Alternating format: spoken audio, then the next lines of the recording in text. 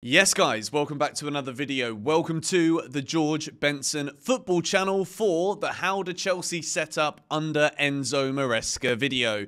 We've done one of these for Roberto De Zerbi, Ruben Amorim. We're going to look at a potential Chelsea starting 11. We're going to talk about some of the key components of what makes each manager them, basically. What style do their teams use? And I'm going to give my thoughts today on Enzo Maresca.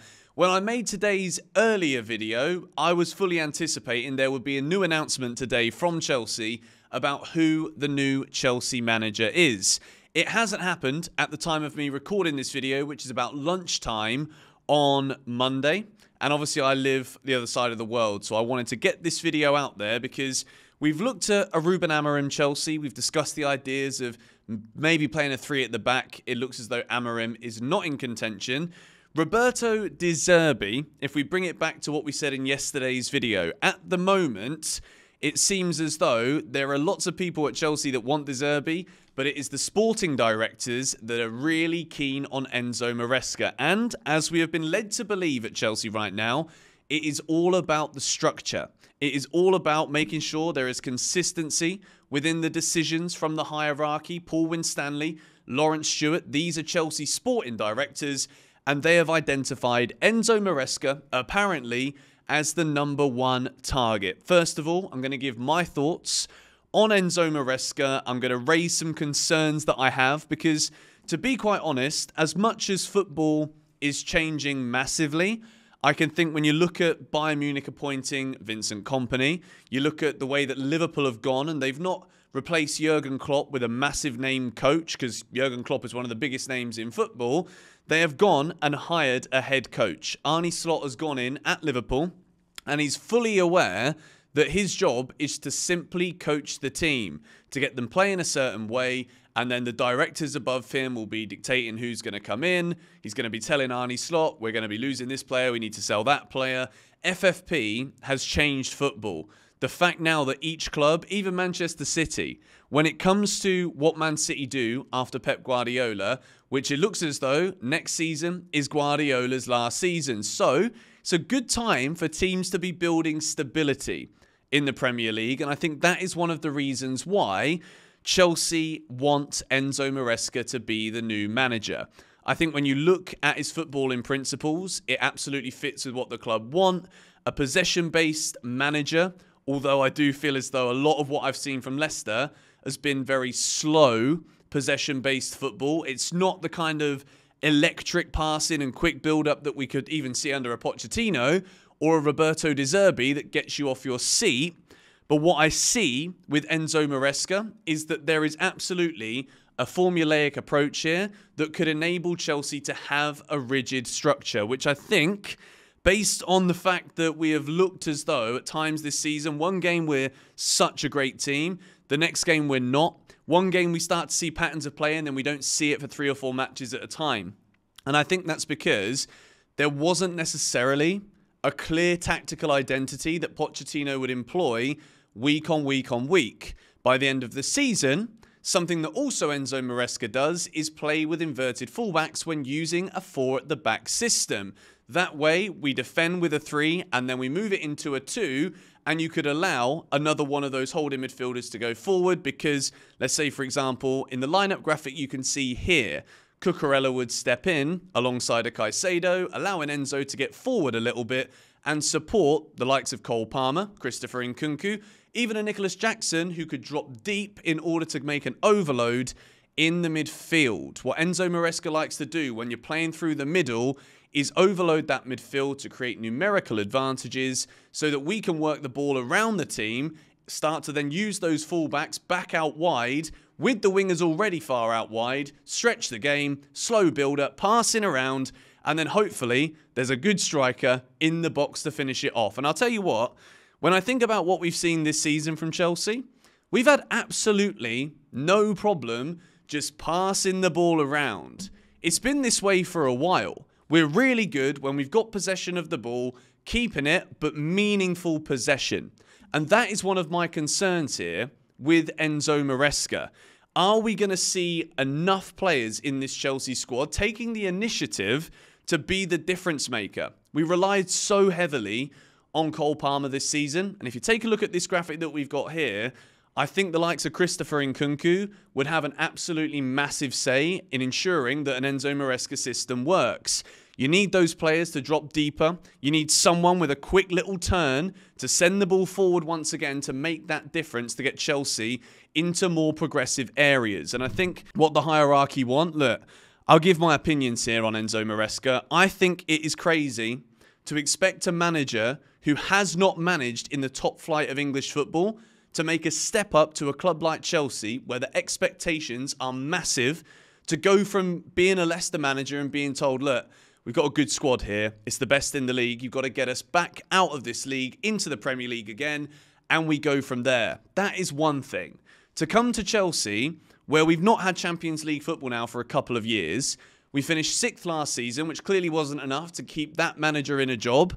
To expect Enzo Maresca to go from Leicester to getting Chelsea Champions League football at a minimum is a massive, massive ask. And my concern is the job going to swallow him up? And is he enough yet of a personality by himself to be able to take this job, work with these players who really liked Pochettino, and they're so very young? Are they going to understand his philosophies? And on a positive level, I think there may have been a higher risk that the players wouldn't have understood, let's say, Roberto De Zerbi's football, because as a philosophy, it's very aggressive, it's very one-dimensional, whereas with Enzo Maresca, I do feel as though it is a bit calmer, potentially, as a philosophy, slightly easier to understand, a bit more patient when it comes to that build-up, which potentially with these Chelsea players being so young, could be of benefit to this team. So being a disciple of Pep Guardiola, it's something that if you're Enzo Maresca, you're Mikel Arteta, whoever, who's worked under Pep in the past, this is always going to be something that comes up. So when you see the way that Enzo Maresca manages, and I strongly recommend that you go and watch a video that was posted last year at some point on Coach's Voice, which is basically a YouTube channel where you guys can see, there's also a site where you can read about different managers' tactics. And you can see Enzo Maresca in front of the tactics board, and he's showing what each individual role does, defensive transitions, when in possession, out of possession, when attacking, when defending against 4-4-2s. Enzo Maresca seems to have a very fluid plan that is very similar in all of these things, creating overloads in the middle, using that inverted fullback. This would benefit a Marc Cucurella, who's shown towards the end of this season that he can absolutely flourish in that kind of system. I think it's a weird one because we still haven't really, at least I haven't really got over Pochettino being sacked. The last 5 games of this season gave me so much hope with this Chelsea squad that we haven't just spent a load of money on a load of random players and it can actually work. And I think with Enzo Maresca in charge, for me at least personally, it doesn't feel like an exciting one.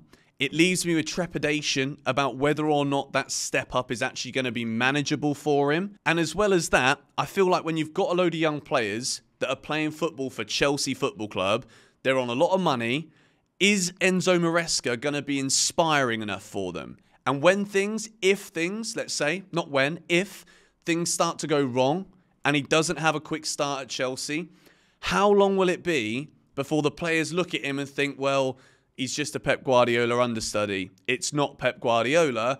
I think I'm a better player than this. I'd rather go and play for a manager like Pep Guardiola. That is also a concern that I have about a lot of these Chelsea players. If you look at the quality, Cole Palmer was obviously upset that Pochettino left. A lot of the Chelsea players were upset that Pochettino was not going to be managing them any longer. And I think my concern when we look at Enzo Maresca as a manager is that are Chelsea making any kind of improvement on what was already there?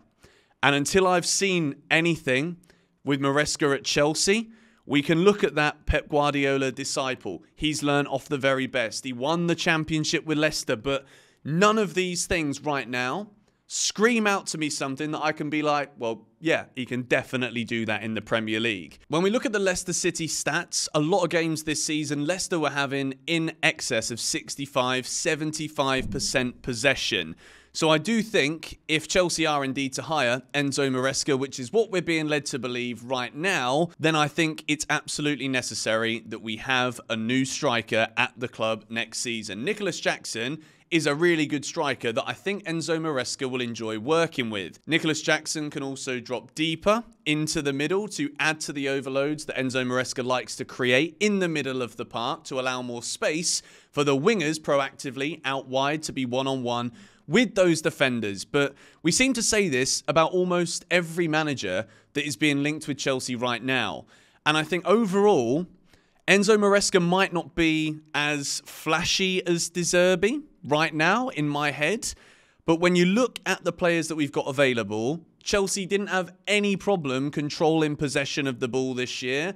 You add into that a clinical striker, you hold on to that end of season form that we have seen, and the fact that Enzo Maresca is a meticulous tactician. And as much as I have my concerns, I absolutely think this could work, and the profile of the squad absolutely fits the way that Enzo Maresca will look to play football, which I think when you look at Graham Potter, I can't say that the Chelsea owners and the directors and everything there, you can't say that we looked at Graham Potter and it was going to work. There were a lot of high-profile names that were going to be bought in. There was too many players in the squad, so the profiling of the squad was almost irrelevant. And with Pochettino, it took 33 matches this season in the Premier League for the players to seemingly understand what was needed.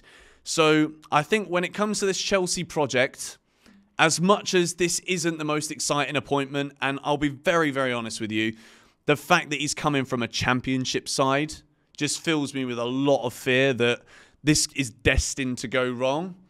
But I do think the profile of this squad, if he can get things going quickly and he can get the players on board, get people listening and believing in what they're being told to do, then I think that this could be it's hard for me to a safe appointment.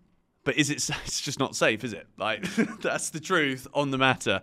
Let me know your thoughts on this in the comments down below. Enzo Maresca looks set to be the next Chelsea manager. I thought it was De Zerbi yesterday, but it seems to be getting closer. Enzo Maresca. Thoughts in the comments down below. Thank you guys for watching this video. Come on, you Blues.